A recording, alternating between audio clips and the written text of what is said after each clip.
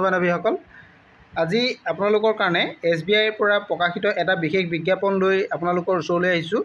এই SBIৰ পৰা প্ৰকাশিত বিজ্ঞাপনটো আপোনালোকে থাম্বনেইলত নিশ্চয় দেখা পাইছেই যে ইয়াতে 541টা পদ আছে।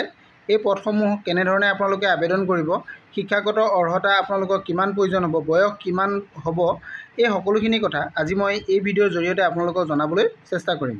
বন্ধু বান্ধৱীসকল, আপোনালোক যদি মোৰ চেনেলত প্ৰথমবাৰলৈ আহিছে তেন্তে চেনেলটো ছাবস্ক্ৰাইব কৰি কাষতে থকা অল নটিফিকেশ্যনটো অন কৰি দিব, যাতে আপোনালোকে বিজ্ঞাপন সম্বন্ধীয় ভিডিঅ'বিলাক সৰ্বপ্ৰথমে লাভ কৰিব পাৰে।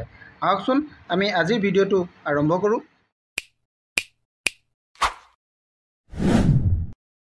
নমস্কাৰ বন্ধু বান্ধৱীসকল, আজি যিটো বিজ্ঞাপন আপোনালোকৰ কাৰণে লৈ আহিছোঁ, বিজ্ঞাপনটো আপোনালোকৰ কাৰণে আগবঢ়াইছোঁ। বিজ্ঞাপনটো আপোনালোকে চাওক। ইয়াতে আপোনালোকৰ হেডিংটো নিশ্চয় দেখা পাইছে, ৰিক্ৰুটমেণ্ট ফৰ প্ৰবেশ্যনাৰী অফিচাৰ। এইটো ষ্টেট বেংকৰ ফালৰ পৰা আহিছে, গতিকে আপোনালোকে বিজ্ঞাপনটো সবিশেষ চাব। ইয়াতে আপোনালোকৰ যিটো অনলাইন আবেদনটো 14 জুলাইলৈকে আছে। গতিকে আপোনালোকে বিজ্ঞাপনটো সম্পূৰ্ণৰূপে চাব, স্কিপ নকৰিব। স্কিপ কৰিলে আপোনালোকে কিছু বস্তু হয়তো এৰি গ'লে আপোনালোকে পাছত আবেদন কৰোঁতে কিছু অসুবিধা হ'ব পাৰে। গতিকে সকলোখিনি ভালধৰণে চাই যাব। ইয়াতে আপোনালোকে অনলাইন আবেদন কৰিব লাগিব। এইটো আপোনালোকে নিশ্চয় দেখিছে, অনলাইন মোডত আপোনালোকে কৰিব লাগিব। কোনো ধৰণৰ হাৰ্ড কপি আপোনালোকে অফিচলৈ পঠিয়াব নালাগে। আৰু ইয়াৰ জবখিনিৰ যিটো জব ওলাইছে, জবটোৰ আপোনালোকে নিশ্চয় গম পালে, প্ৰবেশ্যনাৰী অফিচাৰ। ইয়াৰ সবিশেষ মই আপোনালোকক জনাম, আপোনালোকে চাই থাকক। ইয়াৰ যিখিনি পদ আছে, পদসমূহ কি আছে মই আপোনালোকক জনাব বিচাৰিছোঁ। কিমানটা পদ ইয়াতে আছে টোটেল আপোনালোকৰ সেইটো দেখা পাইছোঁ। টোটেল ভেকেণ্টটো আপোনালোকে চাওক, 541টা ভেকেণ্ট আছে।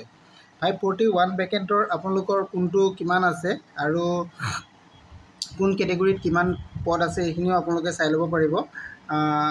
যিহেতু SC কেটেগৰী আছে, প্ৰথমতে SC কেটেগৰীত আপোনালোকৰ ৰেগুলাৰ ভেকেঞ্চি আছে 75 আৰু বেকলগ আছে 5টা। টোটেল ইয়াতে 80 ভেকেঞ্চি আছে SCৰ কাৰণে।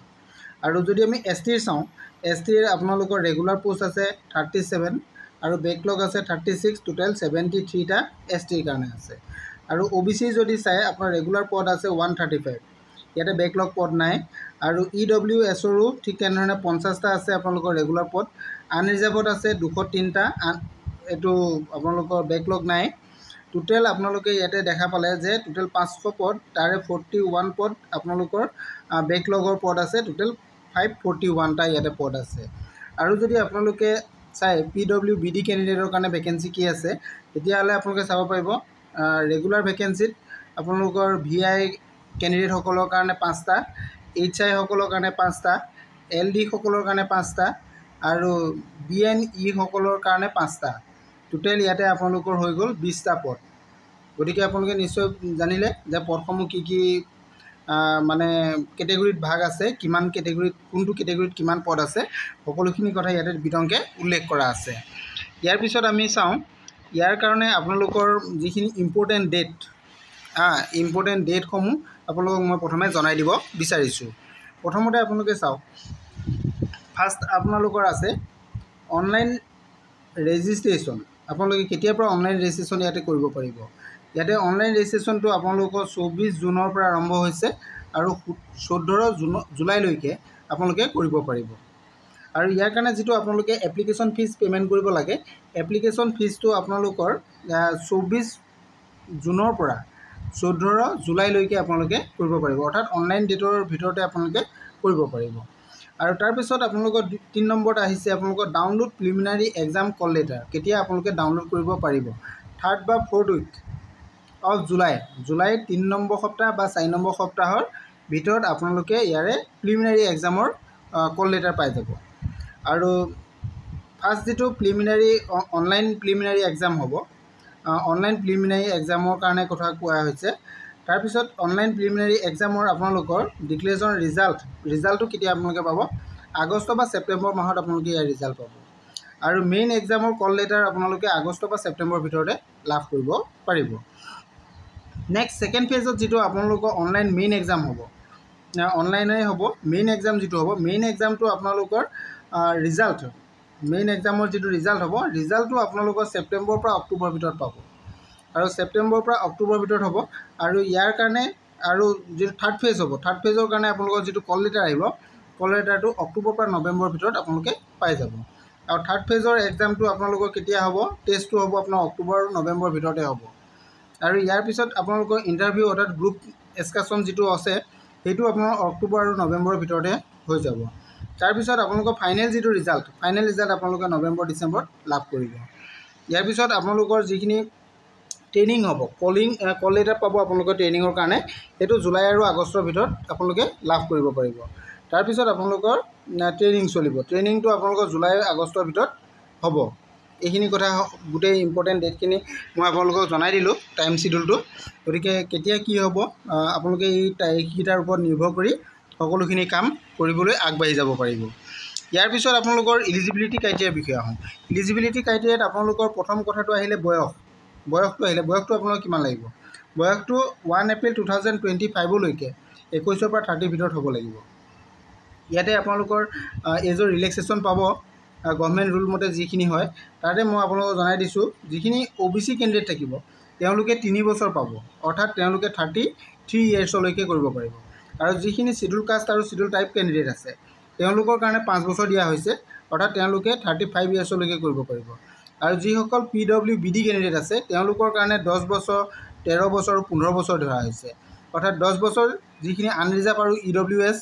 আৰু যিসকল PWDৰ OBC কেণ্ডিডেট তেওঁলোকৰ কাৰণে 13 বছৰ, যিসকল SC আৰু ST তেওঁলোকৰ কাৰণে 15 বছৰ। আৰু এক্স ছাৰ্ভিচমেনসকলৰ কাৰণে 5 বছৰ ইয়াতে এজৰ ৰিলেক্সেশ্যন দিয়া হৈছে। এইটো হৈছে আপোনাৰ এজৰ ৰিলেক্সেশ্যন। তাৰপিছত আহিলে এছেঞ্চিয়েল আপোনালোকৰ একাডেমিক যিটো কোৱালিফিকেশ্যন, একাডেমিক কোৱালিফিকেশ্যন ইয়াতে কিমান প্ৰয়োজন হ'ব? একাডেমিক কোৱালিফিকেশ্যন ইয়াতে গ্ৰেজুৱেশ্যন লাগিব। আপোনালোকে গ্ৰেজুৱেশ্যন যদি কমপ্লিট হৈছে তেনেহ'লে আপোনালোকে এই প্ৰবেশ্যনাৰী অফিচাৰৰ পদৰ কাৰণে আপোনালোকে আবেদন কৰিব পাৰিব।